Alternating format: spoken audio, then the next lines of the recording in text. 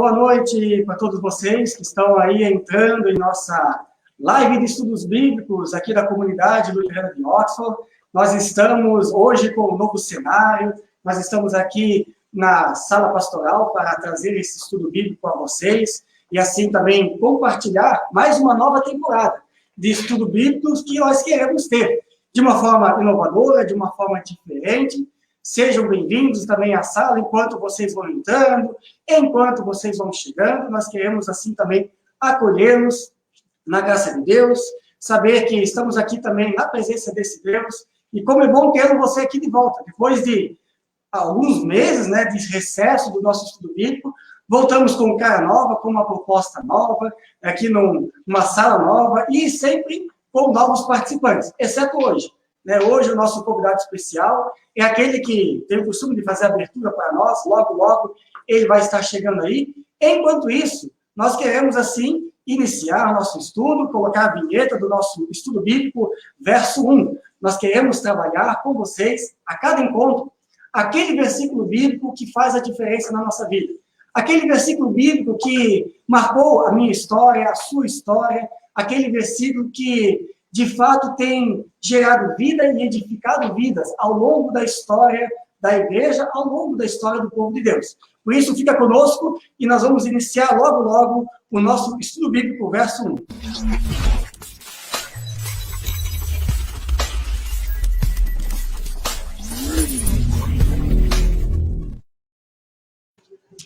Olá, pessoal, quem está chegando aí conosco, sejam bem-vindos para o nosso estudo bíblico, verso 1. Deixa eu ver quem está aí já dando o seu boa noite. Boa noite, Dolores. Dolores aí conosco. Boa noite, Adriana Littin, lá de Guarulhos. Que saudade, né, Adriana? Está de volta aí nos nossos estudos.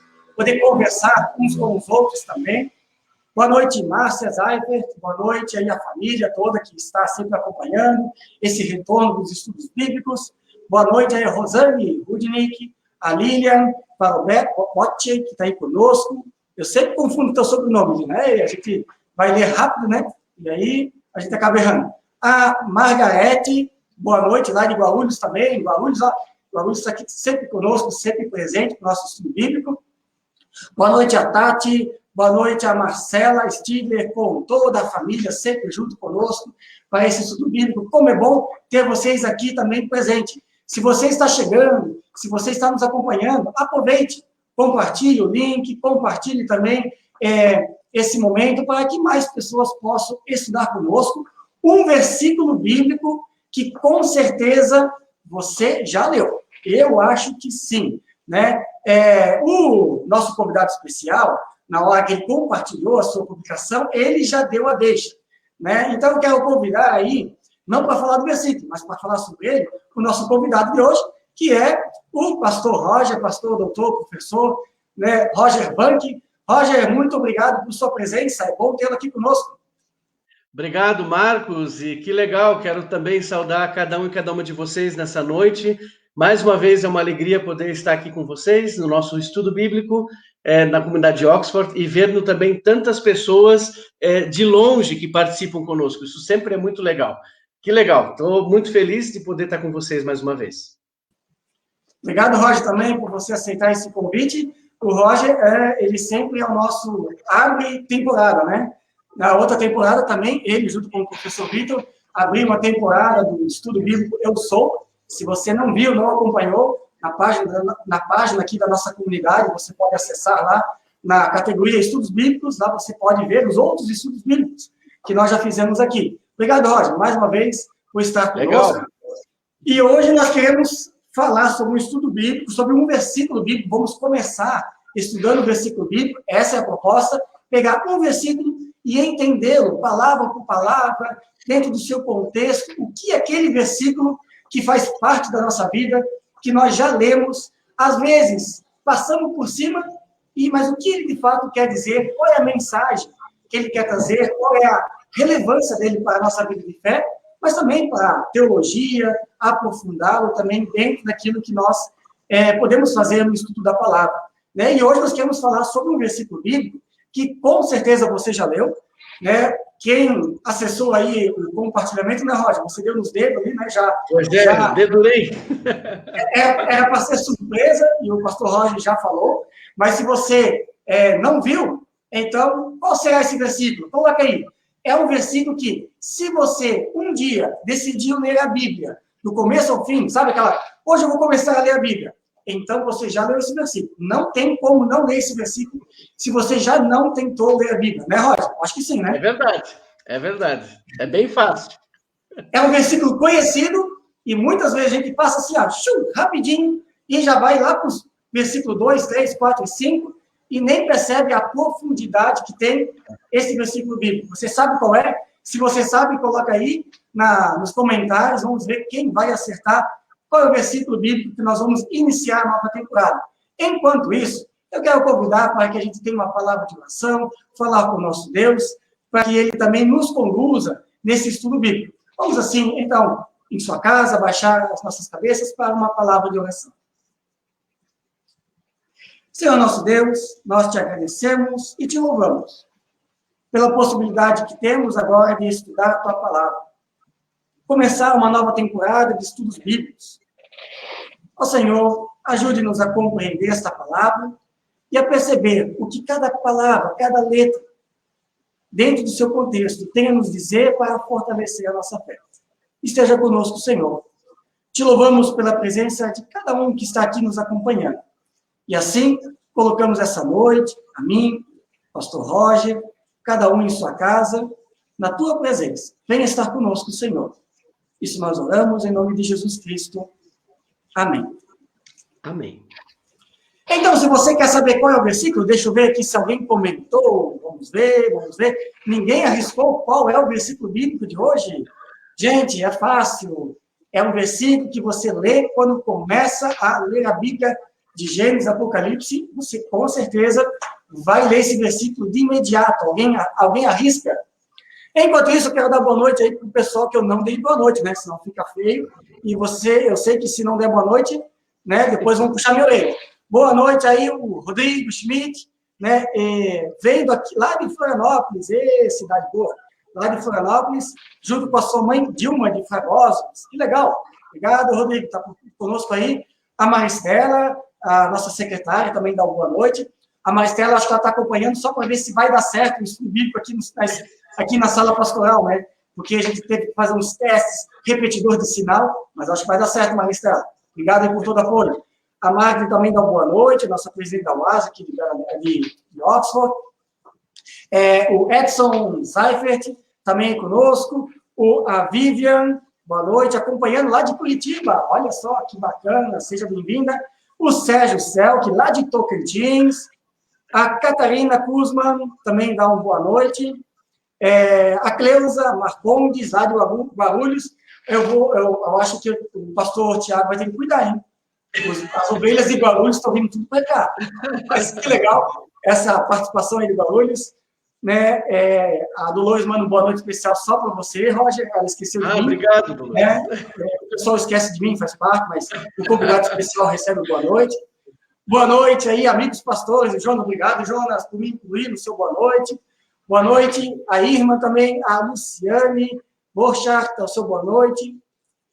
O Sérgio Céu, que fala Gênesis 1:17. Quase, Sérgio. Está ali, ó, está perto. Já é um pouco antes. Né? E a Cilinta, boa noite, Linta. Você é de ontem? De onde? Me ajuda aí. Seja bem-vinda aqui conosco. Você conhece ela, Roger? O nome também não me é. Como é que é o nome? Berger, boa noite também a você aí que está junto. Qual é o nome antes, Marcos? Não peguei. Cilinta, deixa eu colocar até aqui, ó. Cilinta Rongo. Pode ser Jaraguá do Sul? Não sei. A Júlia, minha esposa, dá uma boa noite especial para mim. Obrigado. Né? Obrigado, Júlia. Te amo. Né? Muito bom estar aí conosco. Espero que o som esteja bom também. Mas vamos descobrir qual é o versículo. Então, vamos ver aqui, já que só o Sérgio tentou. Né? Vamos lá. Obrigado, Dolores. Agora sim, estou me sentindo agora em casa aqui. Vamos ver qual é o versículo? Então, vamos lá para o versículo bíblico de hoje.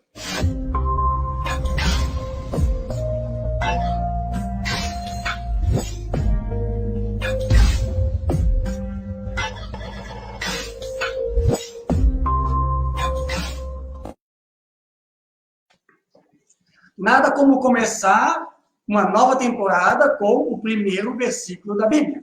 Por quê? É verdade. Né? Porque temos que começar com esse versículo, primeiro porque a Record resolveu fazer uma novela sobre Gênesis, né?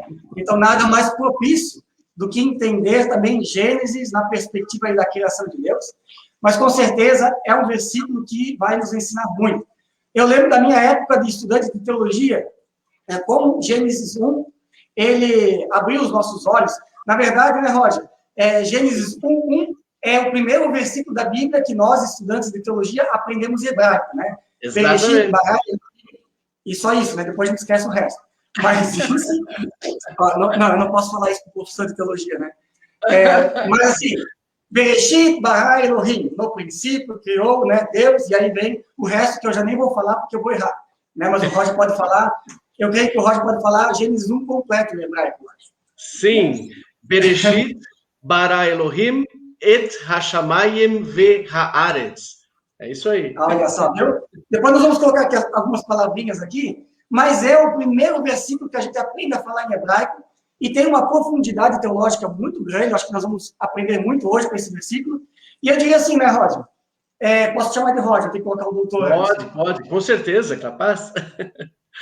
Eu creio que, assim, para a gente poder entender a Bíblia como palavra de Deus, nós precisamos também compreender quem é esse Deus que nos deixou esse legado a partir dos autores, a partir da experiência de fé das pessoas que colocaram nesse livro sagrado, né, as suas experiências, o seu legado também com esse Deus, tentando passar para as futuras gerações quem é esse Deus. Né, desde o início, né, quando as pessoas perguntavam quem é esse Deus que nós queremos, então muitas vezes se recorria à história.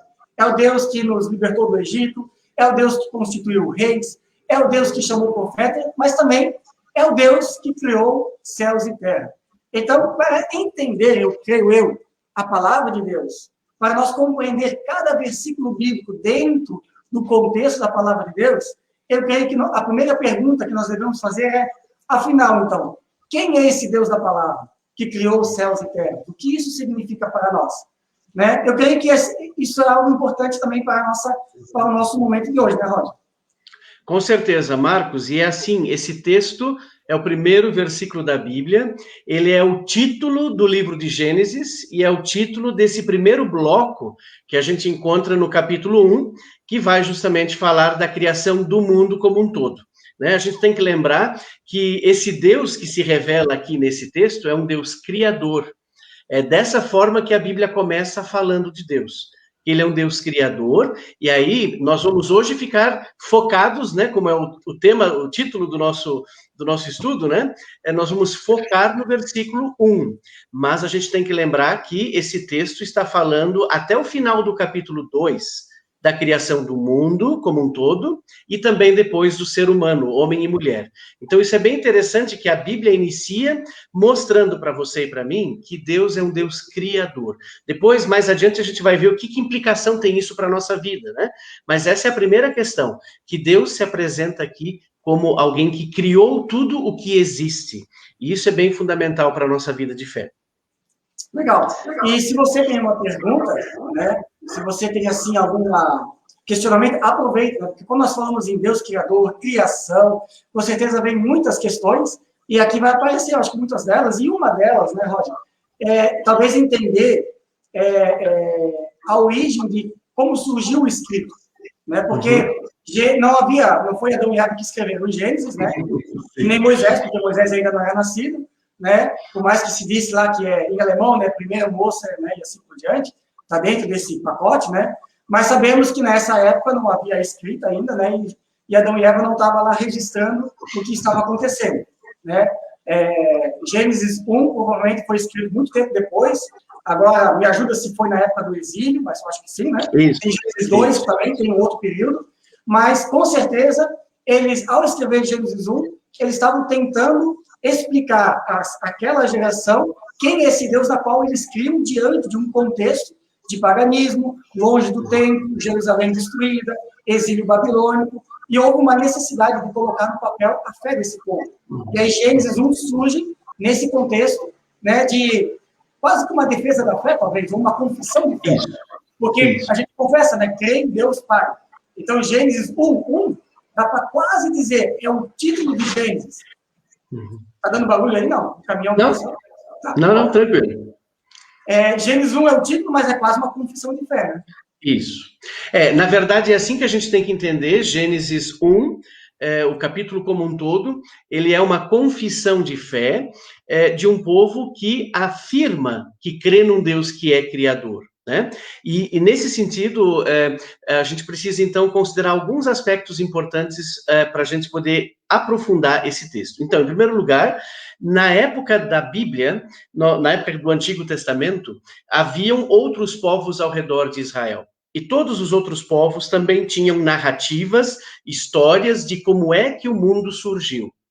Só que essas histórias sempre eram histórias que mostravam que aquilo que era criado se transformava também em seres divinos. Por exemplo, em todos os povos ao redor de Israel, o sol era considerado Deus, a lua era considerado Deus, alguns animais eram considerados divinos. E aí você enxerga em Gênesis 1 uma postura completamente diferente. Você vê que todas as coisas que existem no mundo não são divinizadas, mas são criaturas de Deus. Essa é a primeira coisa que a gente precisa ter claro diante de nós quando a gente abre, então, a Bíblia no primeiro versículo. E aí eu queria pegar justamente cada uma dessas palavrinhas para a gente entender o que significa essa confissão de fé. E essa confissão de fé, no princípio, criou Deus o céu e a terra, é bem importante para a gente, por quê? Porque ela vai ser uma confissão de fé que surge em outros textos da Bíblia. E onde esse texto aparece na Bíblia, né? Onde você encontra que Deus é o Criador do céu e da terra?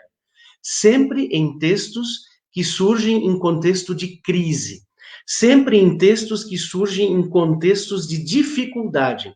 Essa formulação que Deus é o Criador do céu e da terra aparece, por exemplo, lá no segundo bloco do livro de Isaías, do capítulo 40 a 55, que retrata o povo de Israel lá na Babilônia, como o pastor Marcos falou antes. Lá na Babilônia, o povo fica sabendo por meio do profeta que Deus é aquele que criou o céu e a terra. Se ele criou o céu e a terra, ele tem todo o poder de salvar e o poder de trazer de volta o povo para a terra prometida.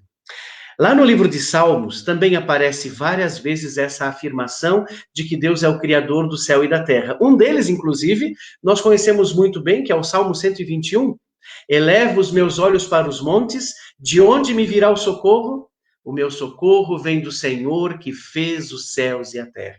Então, na Bíblia, basicamente nós vamos ter o livro de Gênesis, o livro de Salmos, o livro de Isaías, nesse segundo bloco, do capítulo 40 até o 55, e também no livro de Jó. No livro de Jó nós vamos também ter essas afirmações de que Deus é o Criador.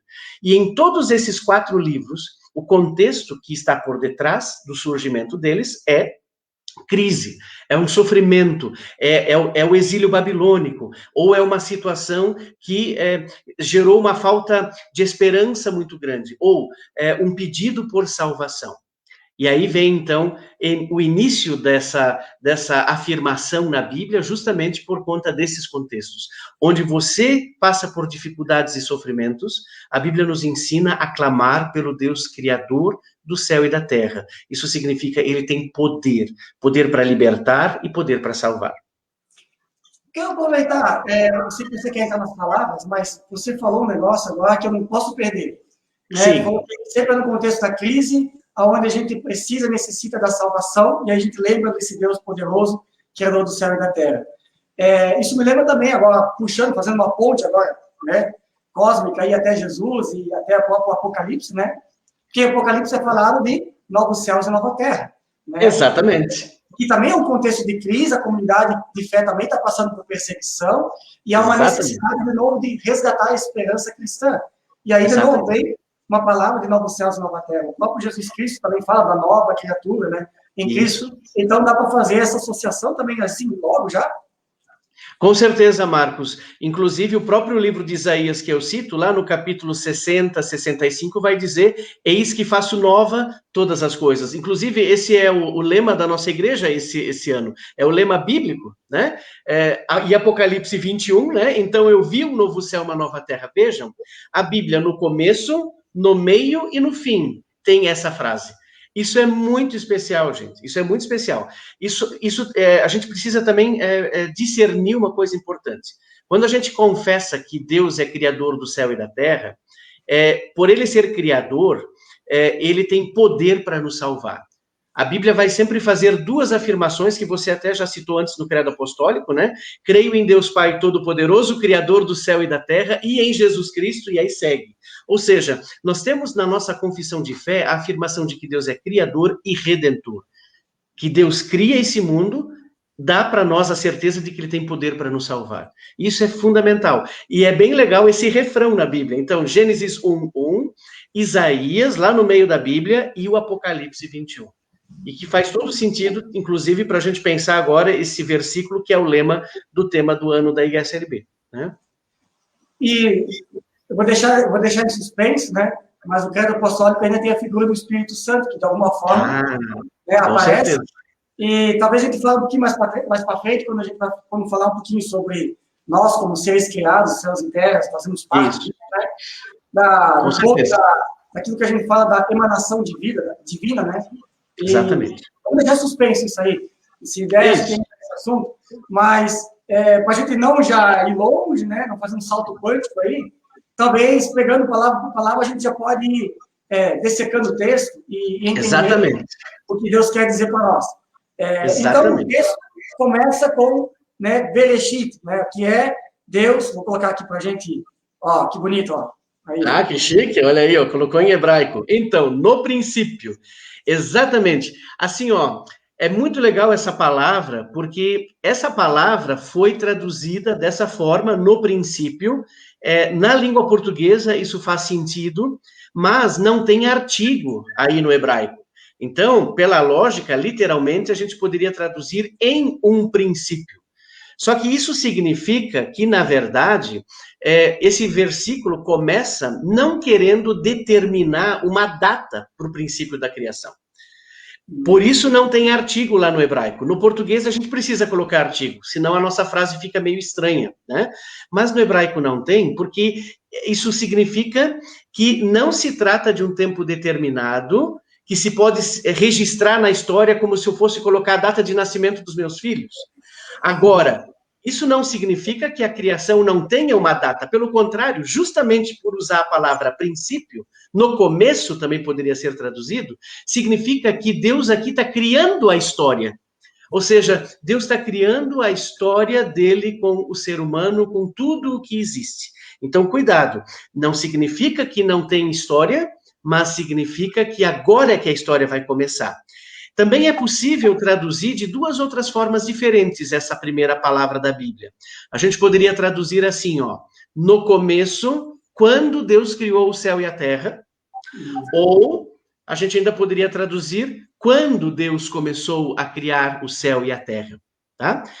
O hebraico permite essas três possibilidades, mas todas elas estão apontando não para você procurar no cartório de Deus, lá o registro, a Terra tem quantos mil anos, né? Nós não sabemos. Qualquer data que você achar por aí que diz que o planeta Terra tem, é tudo uma especulação, é tudo uma suposição. Nem a ciência e nem a igreja tem a resposta para saber quantos anos tem esse planeta ou esse mundo que existe, né? Agora, o que nós temos na Bíblia é que teve um surgimento, teve um começo. E essa palavra começo, essa palavra Bereshit, Reshit, ainda significa cabeça. Então, na verdade, Deus está dizendo aqui, né? A Bíblia está dizendo que na cabeça Deus criou, ou seja, o começo para o pensamento dos judeus é algo que tem na cabeça. Não no sentido agora de cabeça como mente, mas a mesma palavra podia ser usada para o topo das montanhas, né? Em hebraico a gente fala a cabeça das montanhas. Então, é uma formulação literal aqui que aparece, né? Então, entendam a palavra no princípio como algo que não tem uma data determinada, mas a criação, ela é integrada à história. Ela é o início da história. Isso tem que ficar claro. E aí nós já temos uma outra revelação de quem Deus é. Deus é um Deus que age na história. Deus é um Deus que faz história. Deus é um Deus que entra para dentro da realidade que ele mesmo vai criar e na qual nós estamos juntos, né? Então, isso seria a explicação dessa primeira palavra. Isso já entra o próprio nome de Deus, né? Yahvé, lá que a gente estudou, Deus sou, né? O Deus que faz acontecer, né? Isso, exatamente, exatamente. É um Deus. E aí tem a diferença de todas as religiões lá do Egito, da Babilônia, que não conhecem esse conceito, porque eles falam de um mito. O mito é uma história que não tem ligação na história, né? É uma narrativa que não se vincula a um evento que aconteceu na história. Interessante. É aquela ideia do divino, ele tem uma vida independente deste mundo, né? Exatamente. E para o judeu, Deus nunca esteve fora deste mundo. Ele sempre atuou, pensou e agiu neste mundo, né? Interessante. Exato, e isso é consolador, sabe por quê? Porque se você diz que Deus é o criador do céu e da terra, e que ele desde o princípio é o criador, e que ele está fazendo história, significa que ele está no controle das coisas. Né? Que o mundo não está andando que nem um carro desgovernado. Isso é muito consolador, principalmente agora nos dias que nós estamos passando com a Covid-19. Muitas pessoas têm perguntado, e Deus onde é que está no meio dessa situação? Não, ele está no controle, porque ele é o criador do céu e da terra. Né? Em dias de crise, a gente lembra que Deus é o criador. Exatamente nos dias da Covid-19, nós temos que afirmar ainda mais esse versículo. Porque Deus não nos deixou ao léu, Deus não nos deixou como um carro desgovernado que vai a cair no precipício. Pelo contrário, Deus está presente. No ensino confirmatório, eu sempre falo que em Deus nós não somos frutos do acaso, nós somos frutos do amor de alguém que nos planejou, sonhou e quer caminhar conosco. E aí a nossa vida começa a ter sentido, porque desde o princípio já tem um sentido para estarmos aqui. É bem isso, bem isso. E talvez aqui a gente já pode entrar no segundo, eu vou pular o criou, tá? Ah, sim, o criou vamos fazer depois, né? Pode ser? Pode ser, porque nós estamos falando do princípio Deus, né? Ou seja, do Criador. E antes de entrar no agir criador desse Deus, talvez, quando a gente fala no princípio, significa que, então, Deus já existia antes de todas as coisas, e aí também talvez venha o conceito do Deus eterno, que para os judeus é uma expressão muito forte, né? Tanto é que algumas Bíblias traduzem Yahvé como eterno, né? Tem que colocar como eterno. Porque esse Deus que é antes de todas as coisas, é aquele que faz acontecer, aquele que age, né? Então, dá para dizer que quando eles falam no princípio Deus criou, no princípio criou Deus, depois a gente até pode discutir porque o criar vem antes de Deus, se tem uma lógica ou não, né? Mas, já que estamos falando um pouquinho desse Deus que está no princípio, quem é esse Deus que os judeus não, mas o povo de Deus, né? Não sei se ali o judaísmo já existia ou não, na Constituição de Gênesis 1, né? Mas, pelo menos o povo do exílio, que Deus é esse que eles gostariam de transmitir com essa expressão Elohim, lá no Gênesis 1, o que de fato eles gostariam de transparecer para o povo, né? Mas também para os povos que estavam ali dominando eles. Havia um conceito por trás disso também? Com certeza, Marcos. Aqui tem vários aspectos que a gente pode aprofundar. O primeiro é isso que você já apontou, ou seja, Deus está para além da criação dele, porque ele é o criador, logo ele tem que existir antes da sua criação. Então, isso só nos leva a pensar, a refletir que Deus é eterno. E essa é uma das grandes formulações da nossa confissão de fé também, né? Tanto judeus como cristãos creem que Deus é eterno. E isso significa que a gente não tem como calcular isso, né? A gente só consegue matematicamente calcular as 24 horas do dia, a idade que a gente alcança. Medir a eternidade é impossível para o ser humano. E aí que vem de novo esse aspecto importante. Esse Deus eterno cria agora, na criação, ele vai criar o tempo. né? Porque quando ele cria céu e terra, nós vamos, não vamos aprofundar aqui nesse sentido, mas se vocês lerem os 7 dias da criação, vai ter um dia lá, o 4º dia, que ele vai criar o sol, a lua, para medir os dias, né? Aquilo que vai ter 24 horas depois. Então, a gente percebe que esse Deus eterno, ao criar a história, ele vai criar o tempo e o espaço, certo? Por isso ele vai criar a noite, o dia, e vai criar a terra, o mar e o céu. Os lugares onde os animais e o ser humano vão viver e o tempo que eles vão viver. Então, essa é o primeiro aspecto desse Deus. O segundo tem a ver com a palavra que se usa aqui para Deus. A palavra Elohim é uma palavra no plural, que poderia ser traduzido por deuses. É uma palavra que na Bíblia hebraica também vai ser usada para os deuses pagãos, por exemplo. Os deuses do Egito, os deuses da Babilônia, os deuses cananeus. A palavra Elohim vai aparecer ali. Mas como é que eu vou saber?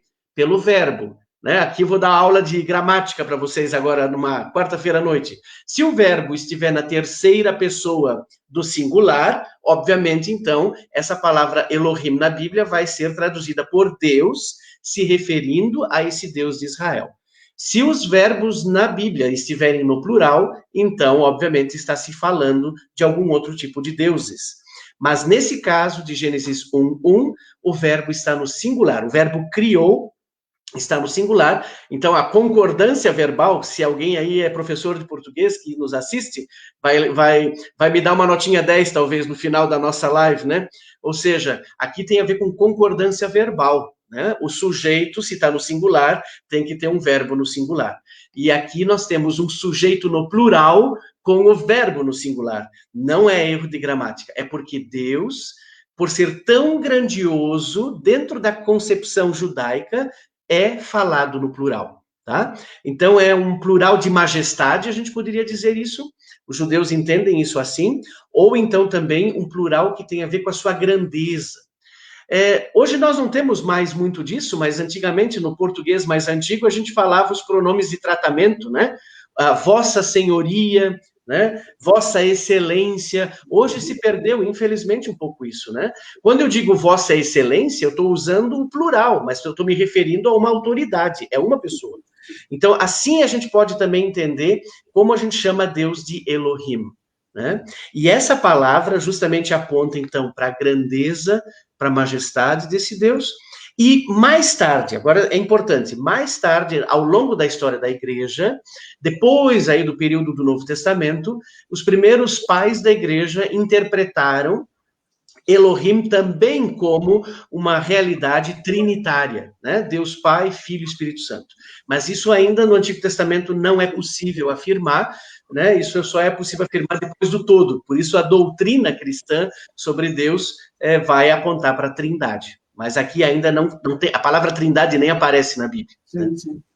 Então dá para dizer assim, né, Roger, que dentro da concepção do povo de Deus ao escrever Gênesis, eles também estavam querendo fazer esse contraste, né, entre o Deus que é eterno e o ser humano, a criação que tem os seus limites no espaço, no tempo, né? E tem uma frase de Klaus Westermann, né?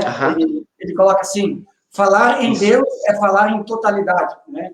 E aí eu gostaria de ler aqui um parágrafo, eu não coloquei tudo aqui porque é muito grande, mas eu vou ler, eu achei bem interessante, quando ele fala sobre o Deus da criação. Ele diz assim: falar em Deus é falar em totalidade. Onde quer que o ser humano clame a Deus, ele pensa naquele que tem tudo nas mãos. Onde quer que o ser humano louve a Deus, ele louva aquele que, para além da limitação da existência humana, vê tudo e sabe o sentido de tudo. Por isso, a Bíblia fala em Deus, Criador do universo e do gênero humano, né? Então, acho que assim, bem interessante, né? E para aquele tempo, né, havia também essa concepção do divino entre nós, né? A concepção de que o divino poderia estar nas coisas criadas, né?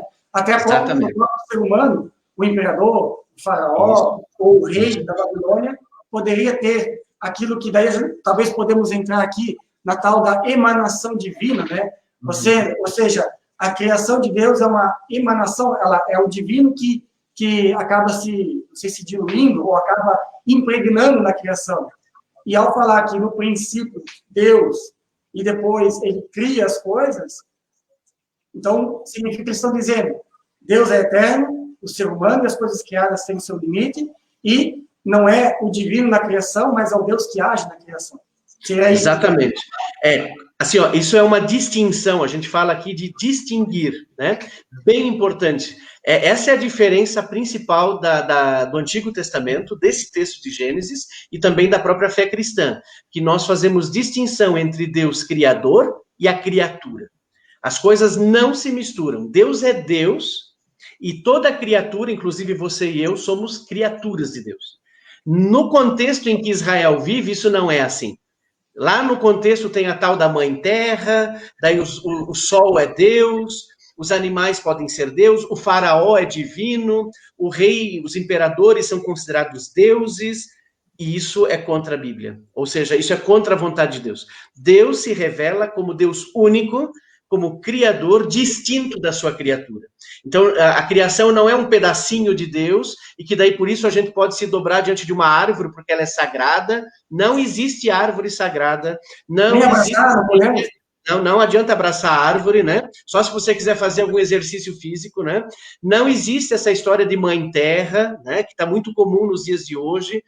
Não existe esse negócio assim de que é um animal sagrado, né? Como tem em outros países até o dia de hoje, né? Na Índia se morre de fome, mas não se come carne de vaca, porque a vaca é sagrada. Na época da escravidão no Egito, os sapos eram considerados, as rãs, né? Considerados deuses, né? Então, veja, no fundo, nós lidamos aqui com o texto de Gênesis 1 com um diálogo interreligioso, onde, na verdade, o texto está afirmando que nós temos que distinguir. Deus é Deus. Só Ele é criador. Ele é único, Ele é totalmente outro da sua criatura. E por isso aí vem um detalhe bem importante. Nós, agora, como criaturas de Deus, temos que saber qual é o nosso lugar. E o que é o pecado? Pecado é quando o ser humano quer ser como Deus, certo? É quando a gente não aceita a nossa condição de criatura. E isso o texto de Gênesis 1 já deixa claro para nós. E é bonito, né, quando a gente olha Adão e Eva, o ser humano querendo ser Deus, e Jesus, isso. O Deus que se faz homem, né? A inversão. Exatamente. Essa é a inversão, a loucura. Mas vamos fazer um salto quântico de novo agora, porque para não deixar o Espírito Santo de lado, né? Sim. Nós luteranos falamos um pouco do Espírito Santo e vamos colocar ele na roda, porque na confissão de fé, que é em Deus Pai, Filho e Espírito Santo, né? E isso significa que nós precisamos do Espírito Santo para daí sermos santificados, né? Para que o Deus esteja conosco. Porque se nós cremos de que na criação existe lá uma emanação divina, ou uma faísca divina, ou algo divino, então nós podemos cair no erro de achar que eu tenho um pouquinho de divino, me junto ao Espírito Santo e a gente coopera um com o outro para chegar no nível de espiritualidade, de alcançar, né, através da meditação, da oração e, né, das práticas religiosas, alcançar um estágio elevado de santidade. Né? Agora, quando a gente olha para esse texto e percebe que, no princípio, Deus distingue da criação, que vem depois, os céus e terras, que podemos entrar depois, né? E distinguimos isso, então nós não podemos fazer alguma coisa para nos santificar, a não ser que o Deus que é santo venha até nós. E aí a gente entende o que significa esse Espírito Santo que nos santifica, né? Ou a luta da carne contra o espírito, que não é a luta do cachorro bom contra o cachorro mau, né? Tem dentro de nós, mas é o ser humano completamente pecador e o espírito completamente santo que quer estar conosco e aí vem de novo, né? Atingir totalmente a nossa vida, porque Deus age totalmente sempre, né? E nunca em parte. Então, nesse salto quântico, dá para fazer essa ponte já, né? A partir de Gênesis 1. Ou eu estou totalmente assim fora da... Na verdade, tu não estás fora. Tu só fosse bem mais adiante. Na verdade, a gente precisa só pular para o versículo 2. né? Mas está correto o que você fala. Está correto o que você fala. É que como nós ficamos em Gênesis 1:1 hoje, aí a gente não falou ainda, mas a tua colocação, Marcos, ela está bem correta, tá? Mas é interessante a gente perceber que a Bíblia fala do papel do Espírito Santo na criação, além de todo esse processo que você falou da santificação. No versículo 2 está escrito que a terra era sem forma e vazia, que havia trevas sobre a face do abismo e o Espírito de Deus pairava sobre a face das águas. Ou seja, é muito interessante. Qual é o papel do Espírito Santo na criação? Ele está pairando, ele está sobre a face das águas. E face das águas, aqui a palavra águas, ela faz paralelo com abismo. É um lugar caótico, é um lugar de trevas. E aí a gente tem que lembrar do Salmo 104. Salmo 104, versículo 30, vai dizer: Tu envias o teu Espírito e eles são criados. Quem são eles? O céu, a terra, o mar, tudo que ele está dizendo dos animais, desde o versículo 1 até o versículo 29. E assim renovas a face da terra. É muito legal. Em Gênesis 1, o Espírito está sobre a face das águas. E no Salmo 104, o Espírito está sobre a face da terra. Ou seja, qual é o papel do Espírito Santo? É ele que mantém a criação de Deus. Se hoje você pode levantar de manhã cedo, escutar os passarinhos, é porque Deus enviou o seu Espírito Santo para manter essa criação. Então, além de todo o aspecto da santificação que você falou, que aí entra também toda uma outra dimensão, nós temos a presença do Espírito Santo, é ele que mantém você e eu vivos, né? É o Espírito que age em nós, não só para a santificação, mas também é ele que mantém essa criação, porque ele paira sobre a face das águas e sobre a face da terra. Sobre Deus, temos mais alguma coisa a falar ou já conseguimos? Não, eu queria entrar no verbo criar, porque ali está o coração do negócio. Eu acho que em relação a Deus a gente já conseguiu compreender ele na totalidade, né? Aqui talvez a frase ainda do Klaus Westermann, né, que mostra então a limitação do ser humano. Acho que aqui é uma frase muito legal que você colocou, porque é a totalidade de Deus, né? E a fragilidade do ser humano, mas ao mesmo tempo a incapacidade dele de compreender quem Deus é, né? Mas mesmo assim, esse mesmo Deus se importa com a gente. Isso é muito bom. Vamos lá, então. Então, o que é isso, né? Criar, né? Bará, que é um conceito teológico aí muito legal, né? Porque não é só um Deus criativo, como nós, seres humanos, somos criativos, mas eu acho que é um pouco mais do que isso, né?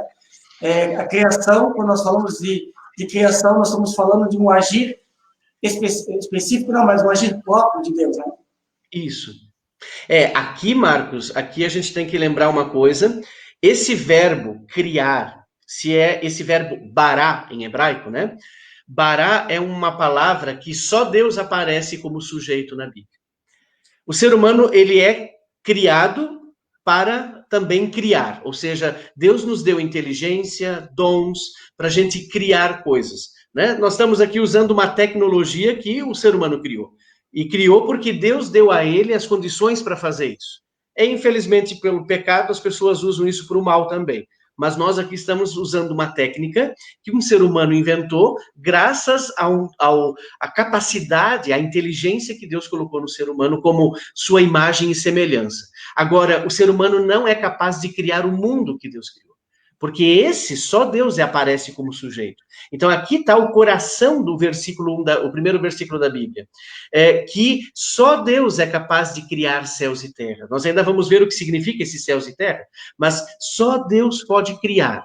Só que essa palavrinha, se a gente traduzir ela só por criar, a gente não consegue traduzir todo o significado que ela tem. Além de criar, essa palavra significa mais duas coisas importantes. Quando Deus cria o céu e a terra, ele está, inclusive, preenchendo aquilo que é vazio. Isso é o significado de criar, do verbo bará.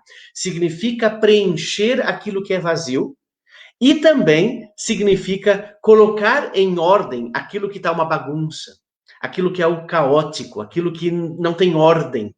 Então, aqui a gente descobre um novo atributo, uma nova revelação de quem Deus é. Deus é o único porque só ele aparece como sujeito desse verbo. Na Bíblia, o ser humano não aparece como sujeito, ou seja, o ser humano não é capaz de preencher vazio, nem da sua própria vida, nem desse mundo. O ser humano não é capaz de criar sentido para a sua vida. Tá? Isso é bem importante. E o ser humano não é capaz de colocar ordem no mundo. Né? Até no ano passado aí surgiu uma polêmica, né, de alguns adolescentes famosos que estavam fazendo discursos, eu não vou citar o nome, mas vocês vão saber quem é, né? Adolescentes famosos falando de problemas ecológicos, e daí saiu muita gente dizendo que o pessoal não sabe nem arrumar o quarto e quer arrumar o mundo, né? Então, nesse sentido, o ser humano não é capaz de pôr ordem no mundo. Isso não significa que a gente vai ficar de braço cruzado vendo desmatamento, ou vendo as pessoas morrerem, ou vendo qualquer situação de conflito e de caos. Não é isso. Mas o ser humano não é capaz por ele mesmo de fazer isso. Né? Então, nós não temos como preencher vazio e nós não temos como pôr em ordem. Só Deus pode. E aí, Marcos, me permite ainda, esse verbo aparece em vários lugares do Antigo Testamento. Ele aparece aqui, em Gênesis 1, ele vai aparecer lá no livro de Isaías, no capítulo 43, o versículo 1, onde Deus está dizendo, sou eu que te criei, ó Israel, que é justamente no contexto do exílio babilônico, onde o povo foi destruído, o povo foi espalhado. Só Deus pode juntar o povo de Israel de novo e criar o povo do zero de novo. E não só isso, lá no Salmo 51, o Davi, depois de confessar o seu pecado, né, depois de ouvir do profeta Natã, tu és o homem que pecaste, na história do adultério dele com a Batseba, ele vai escrever, cria em mim, ó Deus, um coração puro. Esse cria em mim é o verbo bará. Só Deus pode criar um coração puro. O que eu aprendo disso? Só Deus é capaz de criar o mundo, só Deus é capaz de criar o povo dele, só Deus é capaz de perdoar pecados e criar um novo coração. O ser humano não consegue fazer isso. E isso é, para nós, um atestado de fracasso, mas que, na verdade, é a maior salvação. Eu não dou conta da minha vida sozinho. Eu preciso de um Deus que põe a coisa em ordem. Eu preciso de um Deus que me dá sentido. Eu preciso de um Deus que perdoa o meu pecado. E é isso que Deus está dizendo para ti e para mim aqui em Gênesis 1:1. Só Ele é capaz de fazer isso. Então, aqui está o coração desse versículo, Marcos. Né, que Deus é o agente único de tudo que existe nesse mundo. Você e eu podemos inventar um livro, podemos inventar uma cadeira, podemos inventar um computador, podemos construir prédios enormes, como está sendo construído em Balneário Camboriú, podemos ir para o espaço, mas criar o espaço nós não somos capazes, criar o mar também não, muito menos criar o ser humano. Né? Então, isso é uma grande verdade que esse texto coloca para nós. Vamos dar uma pausa aqui antes de ir para os céus e terra. Isso. Acho que a tua fala instigou aqui os nossos participantes. Muito bom. Em primeiro lugar aqui, a Adriana Litting, eu vou colocar numa outra para poder enxergar melhor aqui, tá? Deixa eu arrumar aqui. Aí, ó, pronto. Isso. A Adriana Litting, ela estão estudando o livro de Jó lá em Guarulhos e sempre lembram de você, Roger. Não tem como não lembrar, né? Jó, né? Que legal, Adriano. O pastor Tiago comentou, eu estava sabendo disso. Quando vocês chegarem lá no capítulo 38 até 41, vocês vão falar sobre a criação de novo. Vai ser bem legal. Aproveitem. Verdade. E tem uma pergunta do Edmilson aqui, mas vou pular para a pastora Simone, depois a gente volta para ele. Só para um comentário que ela coloca aqui, pastora Simone, seja bem-vinda aí, que legal estar conosco. É que ela coloca assim, ó, o ser humano pode criar coisas, Deus cria a vida. Né? Sim. Simone, que legal. Isso é bem verdade. A única coisa que no hebraico, no Antigo Testamento, não vai ser o mesmo verbo. No português, infelizmente, a gente tem sempre só esse verbo, né? Para ficar bem claro o que você está dizendo, e que é verdade, o ser humano pode fazer coisas, Deus cria a vida. Aí dá para entender a diferença que tem dos verbos, né? Mas como a gente usa o verbo criar também para falar da criatividade humana, então tá correto a tua frase, né? O ser humano realmente pode criar muitas coisas, mas a vida só Deus faz, né? Só Deus cria. E tem todo esse conceito também do criar do nada, né, pastor Roger? Isso. Só que lá em Gênesis 2, ele cria o ser humano do barro, né? Ele usa Isso. o barro para criar, e em Isso. Gênesis 1 isso não aparece, né? Como conciliar isso? Porque é um conceito teológico, né, que a gente usa, Deus cria do nada, né? Enquanto o ser humano precisa fazer aquilo que tem em suas mãos, né? Talvez falar rapidinho sobre isso, tem a pergunta do Edilson, ele quer trazer Jesus para conversar depois, e então, para não perder aí, talvez um pouquinho só para a gente, às vezes a gente ouve sobre isso, né? Ah, Deus cria do nada. O que isso realmente significa, talvez? Na verdade, aqui é uma concepção dogmática que a gente tem, mas que não aparece no texto de Gênesis 1, nem no texto de Gênesis 2. Essa expressão que Deus cria do nada, ela vem do latim ex nihilo, mas que é uma palavra que vem do livro de 2 Macabeus, capítulo 7, verso 28. Eu quero ler esse verso para vocês. Eu te suplico, meu filho, contempla o céu e a terra e observa tudo o que neles existe. Reconhece que não foi de coisas existentes que Deus os fez, e que também o gênero humano surgiu da mesma forma, ou seja, que não é de coisas existentes. Aqui é a tradução da Bíblia de Jerusalém, é um livro que só existe na Bíblia católica, é um texto que a gente chama de deuterocanônico, mas que a tradição cristã, também nós como protestantes, afirmamos que Deus cria do nada. Mas essa expressão não aparece em Gênesis, tá? Só que ela precisa ser entendida no seu todo. É verdade que Deus cria do nada, porque ele cria tudo que existe. Se ele cria tudo que existe, ele criou do nada. Mas a expressão não vem de Gênesis, porque, como você bem falou, em Gênesis 2, aí nós temos o ser humano do pó da terra, né? A mulher ainda da costela de Adão, que significa a mesma palavra para pilar do templo, né? Então existe uma matéria com a qual Deus molda o ser humano. Então, nesse sentido, esse conceito ele é um pouquinho mais amplo, teria que ler mais textos da Bíblia para poder fazer essa afirmação. É muito mais do que um passe de mágica, né? Não, enfim, né? Não é isso. Não é Harry Potter, né? É importante, porque às vezes a gente ouve isso, né? E imagina assim, né?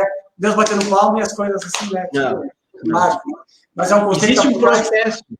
O texto de Gênesis 1 mostra um processo de criação. Né? E o foco eu creio que está em mostrar que Deus é esse que tem o poder de todas as coisas. Né?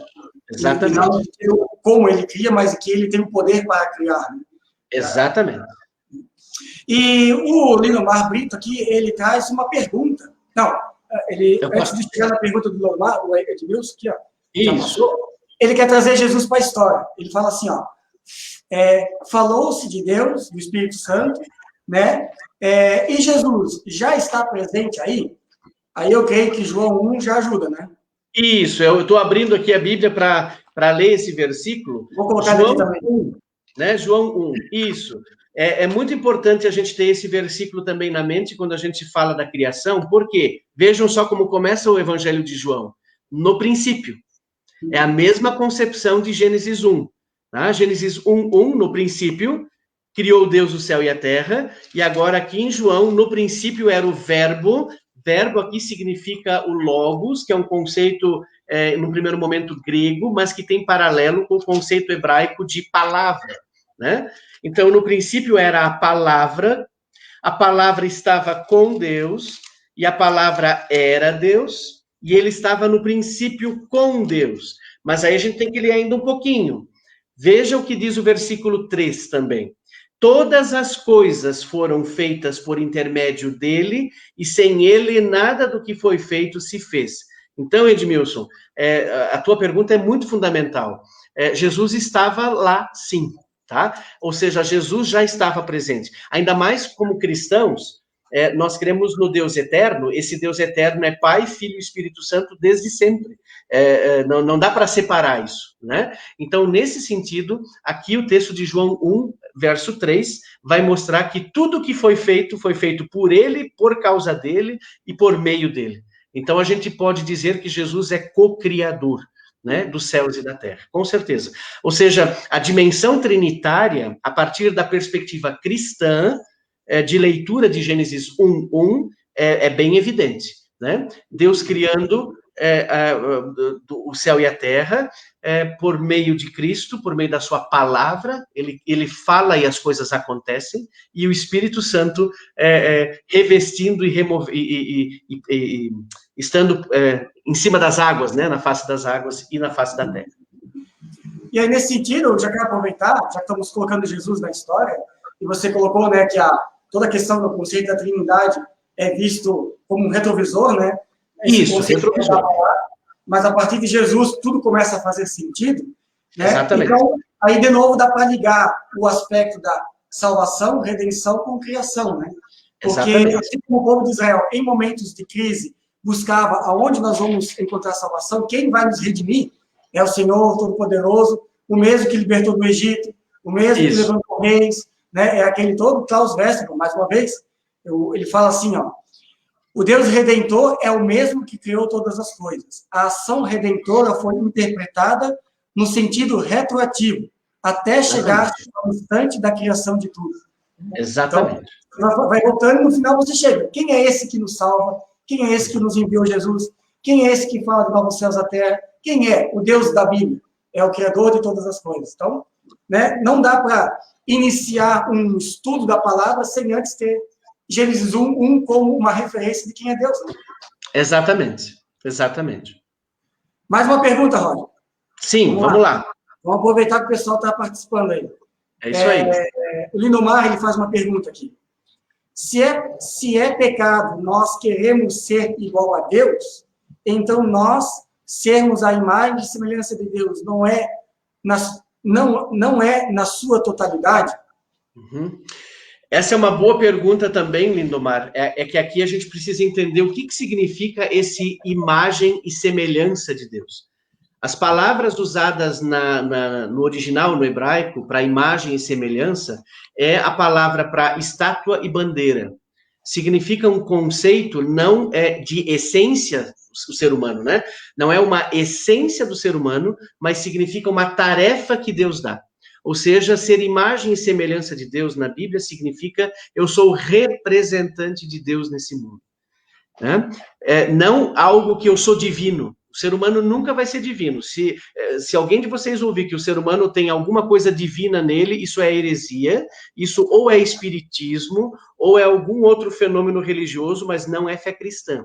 A fé cristã nega por A mais B a divindade do ser humano. O ser humano é pó da terra, o ser humano é criatura de Deus, o ser humano é a imagem e semelhança de Deus, no sentido de ele ser o representante aqui. As duas palavrinhas usadas, elas são sinônimas, né, e que apontam para a sua função. Então, nesse sentido, a gente entende o imagem e semelhança como algo que tem a ver com o papel que o ser humano tem nesse mundo, onde ele vai representar Deus. É verdade que a Bíblia mostra a Deus a imagem e semelhança do ser humano. Por exemplo, que Deus enxerga, que Deus tem ouvidos, que Deus, a mão de Deus, né, os pés de Deus. Ou seja, existe uma forma antropomórfica, é uma palavra difícil, né? Ou seja, Deus aparece com elementos do corpo humano.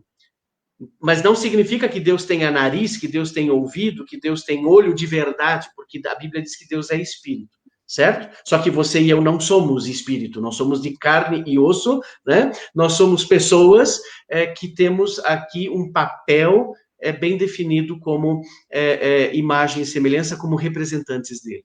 Então, não pensa nesse conceito como essência.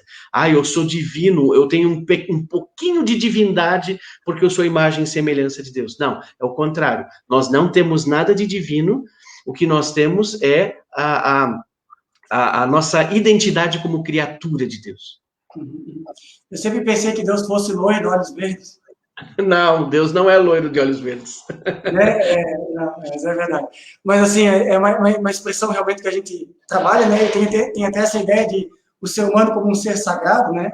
E aí tem um aspecto sagrado, porque somos criados pelo Deus sagrado, mas não porque temos uma essência, né, sagrada em nós mesmos, né? Sempre a referência a Deus, né? Isso. Aqui, talvez, retomando o que você falou anteriormente, né? O ser humano não se contenta em ser criatura, em ser imagem e semelhança no sentido de ter uma função, de ser o representante, ele quer ser o próprio Deus. Mas Deus quis ser como você e eu. Deus se fez carne. Deus se encarnou em Jesus Cristo e, por isso, o nosso Deus, ele é humano também, né? Ele é verdadeiramente Deus e verdadeiramente humano. Então, nesse sentido, é um movimento contrário.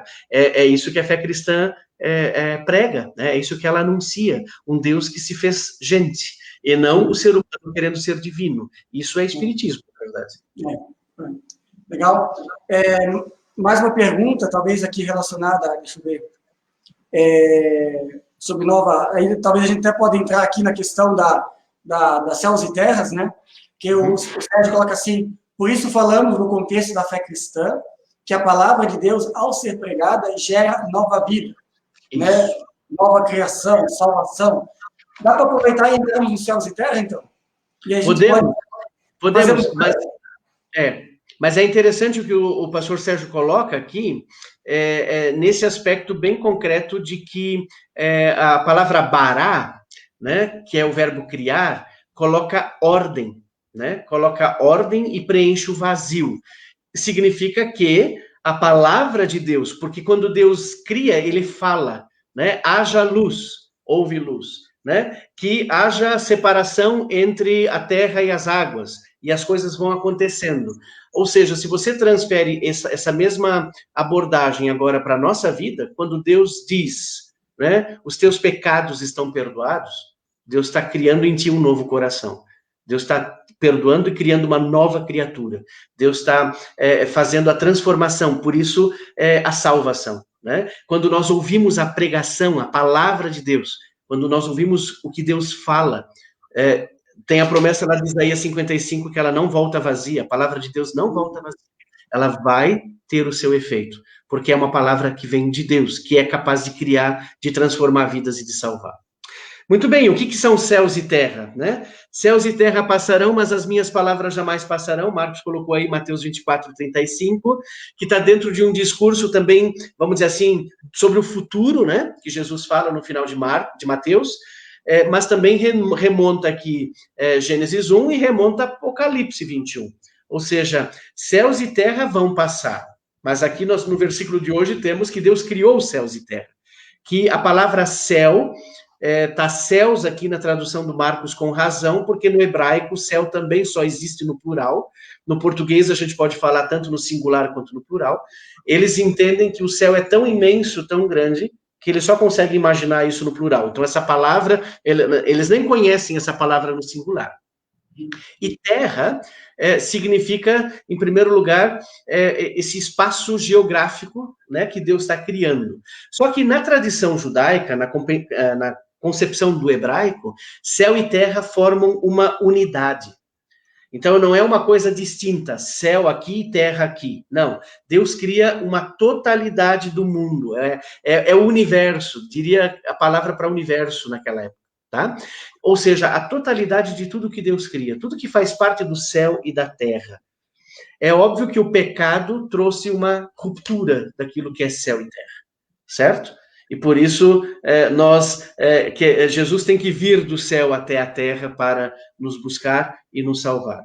Mas quando Deus cria esse mundo que existe, essa ordem que Deus faz, é uma ordem que prevê essa unidade, tá? Então, tudo que está dentro desse contexto. E aí é interessante, você está citando Atos 17, que é o texto ali do Paulo lá em Atenas, né? Veja, o Paulo tem que conversar com os atenienses, que são filósofos, que são pessoas que falam muito de universo e tudo mais. A filosofia grega é muito rica nesse sentido. E vejam o que Paulo escreve. O Deus que criou o universo e tudo que nele existe é o Senhor dos céus e da terra. E não habita em santuários produzidos por mãos humanas. Aqui tem uma crítica bem forte do Paulo a toda a questão da mitologia grega, né? Que era muito forte naquela época, e que também, digamos assim, desconsidera esse aspecto de um Deus que é o criador de tudo, porque na mitologia grega tem um Deus para cada coisa, né? Um Deus para cada atributo e um Deus para cada sentimento do ser humano. E aí isso difere completamente do conceito que nós temos aqui, né? E o que chama a atenção é que toda essa confissão de fé de que Deus é criador dos céus e da terra é algo que perpassa também, né, no próprio Jesus, ao mencionar isso, né, em Mateus, mas perpassa na história de Paulo, ou seja, não é um Deus diferente, o Deus do Antigo Testamento não é diferente do Novo Testamento, é o mesmo Criador, é o mesmo Deus que salva, é o mesmo Deus que faz nova todas as coisas, né? E aí a gente vai vendo essas pontes acontecendo, e é o mesmo Deus que amou o mundo, o cosmos, né?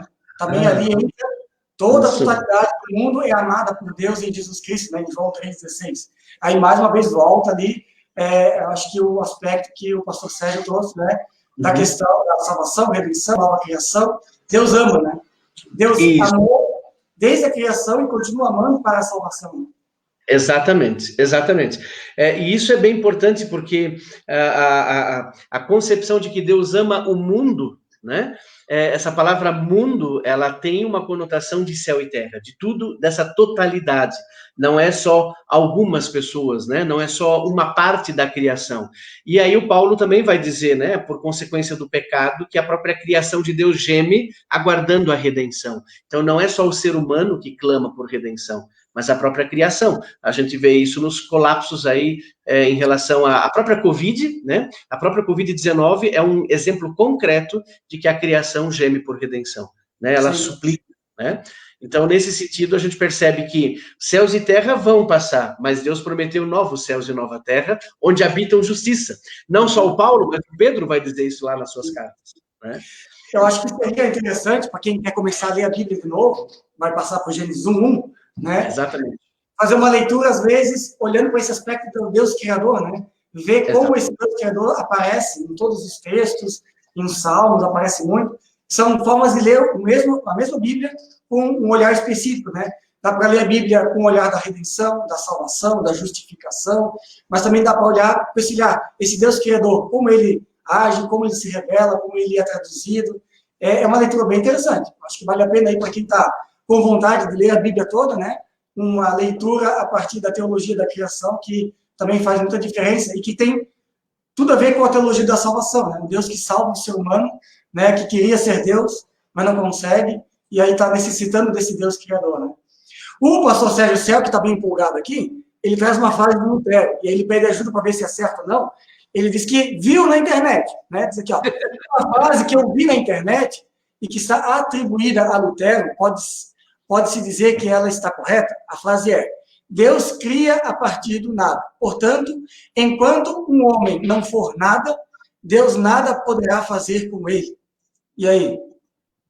Olha, se ela é do Lutero ou não, eu teria dificuldade agora de dizer. Não recordo dessa frase em algum texto dele, né? O Lutero tem ele passou 10 anos ensinando o livro de Gênesis lá na Universidade de Wittenberg. Então, existe hoje em português a tradução dessas palestras dele, dessas aulas dele, no volume 12 das Obras Selecionadas, publicado aí pela editora Sinodal. Essa frase, ela não me soa familiar, embora eu já tenha lido o que ele explica ali sobre esse assunto. Agora, se a gente para pensar no que significa o verbo bará, que Deus criou o povo de Israel do nada, quando Israel chegou no fundo do poço, então, ou eu discordo do Lutero, ou essa frase não é do Lutero. Né? O que eu quero dizer? Que Deus é expert em começar do zero, contigo e comigo. Sempre foi. Né? Deus sempre consegue começar do zero. O problema é que o ser humano não consegue admitir que chegou no fundo do poço. Né? O ser humano tem dificuldade de assumir a sua condição de criatura. Ele acha que ser criatura não é digno. Pelo contrário. Né? A condição humana é ser humano. Se Deus quisesse ter criado alguns seres divinos, ele teria feito diferente, você e eu. Mas ele fez você e eu como pó da terra. E não só isso. A nossa vida é um nada diante da eternidade de Deus. O que são 10 anos, 50 anos, 80 anos, que seja, se uma pessoa chega a 120 anos, ou 100 anos, que seja, o que é isso comparado à eternidade? Nós é que não nos damos conta de que somos tão frágeis e que não somos nada. Mas aí vem a graça de Deus, que pega esse nada e é tão especial para ele, ao ponto de ele ter vindo a esse mundo e morrer por esse nada. Né? Então, Sérgio, vou ficar te devendo se essa frase é de fato do Lutero. Até você me inspira agora a procurar isso lá nas Obras Selecionadas. Mas eu acredito que Deus é capaz, sim, de transformar o nada do ser humano, porque é isso que ele veio fazer em Jesus Cristo. Né? Em Jesus Cristo nós temos aquele que é o verdadeiro ser humano, e por isso nele somos nova criatura. Nós estamos encerrando aí esse nosso estudo, né? Ainda temos uma palavra final. Eu quero só deixar aqui o comentário da Karen, do Matias. A Karen coloca assim, ó, totalmente fora de lógica. Esse é o nosso Deus, A lógica humana não dá conta de assimilar quem é Deus, né? Exatamente. Por fé, por graça e misericórdia que a gente... É bem isso, é bem isso. E o Matias lembra, né, da questão ali do imagem e semelhança, né? Somos embaixadores de Deus, né? É o embaixador, o Adão e Eva é o embaixador que quis ser presidente, né?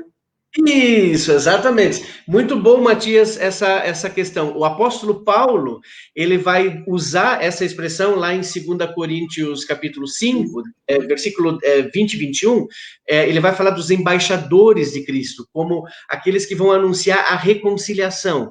É isso que significa ser um representante como imagem e semelhança. Isso é uma outra palavra, muito bem lembrado, para entender o que é esse imagem e semelhança de Deus, né? Legal. Gente, nós estamos encerrando aí o nosso estudo, 8h40, né? Nós queríamos, assim, também não ser tão cansativo, e a gente fica muito feliz com a presença de cada um. Eu tenho que mostrar um negócio aqui que eu achei lá em casa, ó. Eu não sei se tu lembra disso aqui, Roger. Aí, ó. Nossa! Lembro! Pastor Roger nasceu punk, ó. A gente já fazia aula de Antigo Testamento lá na comunidade de Palhoça, né? E daí eu achei isso aqui, tem que levar. E aí ele fala ali do Deus Criador, ele explica aí muita coisa, sabia, né? Ah, que legal, ó. Isso é de 2001, 2002, nossa! Eu ia mostrar na câmera 2 aqui, mas daí a gente ia ficar dividindo tela aqui, não ia dar certo. Sim. Mas depois a gente passa para a câmera 2. Mas, assim, né, a gente agradece, pastor Rocha, você sempre, desde o início, né, lá nos tempos idos, sempre se preocupou em querer nos ajudar a compreender quem é esse Deus, quem é essa palavra que sempre cria nova todas as coisas, né? E como é bom, em um versículo a gente aprofundar tanto, né? A gente nunca imagina como um versículo pode dizer tanto para nós. E Gênesis 1, como eu falei, muitas vezes é um versículo que passa assim, né? No princípio, Deus criou os céus e a terra, e a gente já vai para o 2. Exatamente. Mas cada palavra ali tem um sentido, um significado. Os autores não colocaram essas palavras ali por acaso, né? Porque o mundo também não foi criado por acaso. Então, tinha um significado. E entender isso e perceber como tudo isso faz pontes com a palavra inteira, né? É algo maravilhoso, e saber que Deus está por trás disso. E tem planos com a nossa vida por causa disso. Né? Então, é algo que, de fato, foi muito bom, muito edificante esse nosso estudo. E o desfecho do nosso estudo, e a gente sempre quer terminar com isso, é aquela palavra de, sabe, de uma meditação, que a gente chega em casa e lê aquele versículo. Então, pastor Rocha, agora você pode falar como um pastor, né? O que Gênesis 1, né, ele quer dizer para o nosso coração? Sem agora a teologia, mas como palavra de Deus, que esse versículo poderia dizer assim, eu quero ir para casa com algo que vai tocar meu coração. É um desafio grande, eu sei. Mas, como palavra final, né, o que você poderia dizer assim, esse versículo quer nos ensinar isso? Muito bem. Esse versículo fala que Deus criou o céu e a terra, e a gente, quando pensa nisso, pensa sempre nas coisas bem grandes, distantes de nós, que muitas vezes não fazem parte do nosso dia a dia. Quem está se importando com o universo? Se a gente tem que trabalhar para ter um sustento, se a gente está lidando com as questões da Covid-19, estamos lidando com várias dificuldades e sofrimentos. Qual é a mensagem de Gênesis 1:1? Que Deus é o teu Criador e que Ele não vai te deixar na mão. E que não só isso, Ele cria não só você, mas tudo aquilo que faz parte da tua vida. Ele quer preencher o teu vazio. Ele quer dar ordem naquilo que está uma bagunça. Nós estamos vivendo dias bem difíceis, bem complicados, nos quais a gente muitas vezes não sabe nem como a gente se vive, como a gente vai para frente, que esperança nós temos. Esse versículo está querendo dizer, eu estou no controle, porque eu ponho tudo em ordem. É isso que Deus está dizendo. Desde o princípio eu faço isso. Né? O mundo está nas minhas mãos, e por isso você e eu estamos nas mãos de Deus. Né? Então, nesse sentido, que você possa ter isso como confissão de fé. E confissão de fé, ela surge não da boca para fora. Ela surge como testemunho de experiência de vida. Ela surge como testemunho de viver essa realidade no dia a dia da gente. Então, saiba que Deus é aquele que vai preencher o vazio, que vai dar sentido para a tua vida. Saiba que Deus é aquele que põe em ordem aquilo que não está em ordem e que Ele está no controle da tua vida e das suas coisas. E não só das tuas coisas, mas também desse mundo. Porque o mundo ainda é de Deus, assim dizia um hino do pastor Lindolfo Weingärtner, né? Há sinais de paz e de graça nesse mundo que ainda é de Deus, porque Deus é o Criador do céu e da terra. Que Deus abençoe. Eu agradeço muito que vocês participaram aí com a gente desse primeiro encontro, e o meu desejo é que Deus, de fato, possa fazer a diferença na vida de vocês, e que esse Deus Criador seja realmente o Senhor que leva você para o Redentor. Não esqueça que Jesus Cristo é aquele que mostra para você e para mim quem é esse Deus. Pastor Marcos, está contigo. Deixa eu colocar aqui, ver se vai dar certo a minha ideia aqui, ó. Eu vou ter que sair aqui. Aqui, pronto. Pode ficar junto aí. Nós queremos agradecer, então, a sua presença nesse nosso estudo bíblico. Obrigado, pastor Roger, por tudo isso, por estar conosco nesse momento também especial. A gente fica feliz em poder estar aqui. Mais uma vez, uma nova temporada, num novo cenário. Está saindo som, né, Roger? Sim, sim. Uhum. No novo cenário aqui, junto com vocês, podendo transmitir esse momento também de aprofundar versículos que marcam a nossa vida. E eu gostaria de dar um desafio para você. Se tem um versículo que marcou a sua vida, se tem um versículo que caminha contigo, aproveita agora no final, coloque aqui nos comentários, escreve aí, quem sabe ele pode ser sorteado ou selecionado para ser o próximo versículo do estudo bíblico.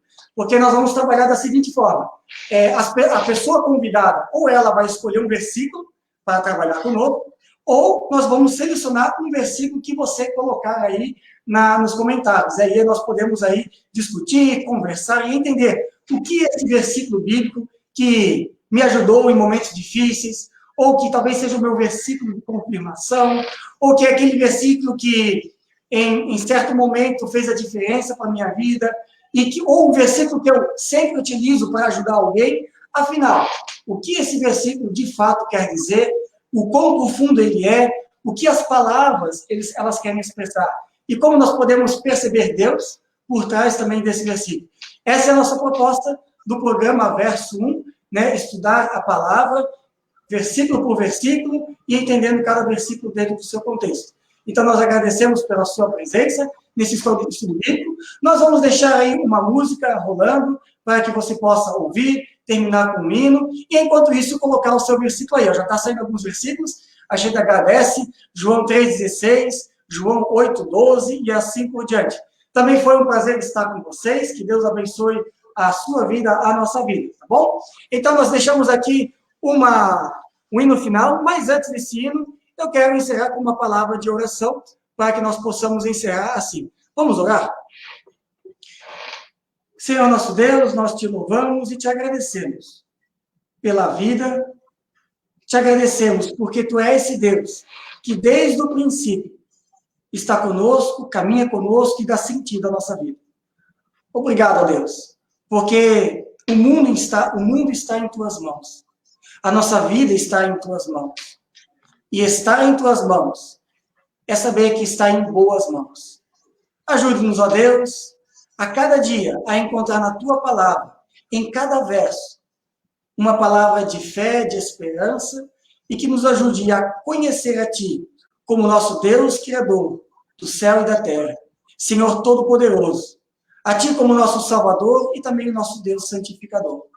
Abençoe a cada família, em especial esteja com a família Henning, que hoje perdeu o seu Hercílio, cuide deles, cuide daqueles que estão passando por dificuldade. E assim, em nome de Cristo, nós entregamos a nossa noite em tuas mãos. Orando juntos. Amém. Deus abençoe a sua vida. Pastor Roger fica comigo aí enquanto a gente passa o vídeo, depois a gente dá aquele abraço virtual, tá bom? E assim ficamos com esse hino grandioso. Que Deus nos abençoe.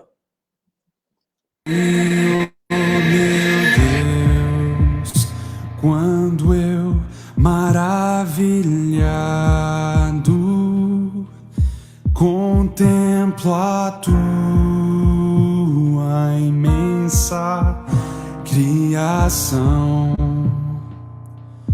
o céu e a terra, os vastos oceanos.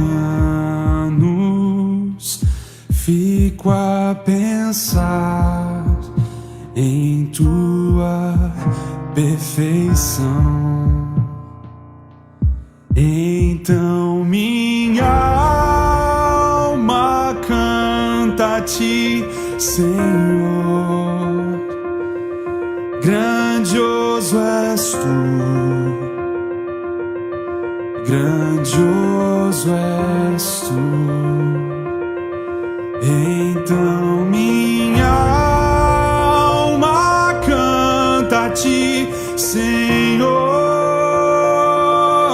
Grandioso és tu, grandioso és tu.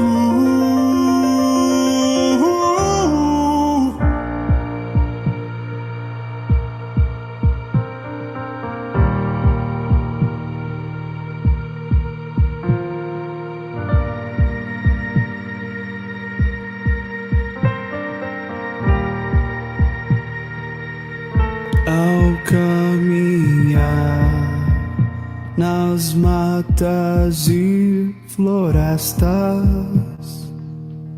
escuto as aves todas a cantar, olhando os montes, vales e campinas. Tudo vejo teu amor sem par. E então minha alma canta a ti, Senhor.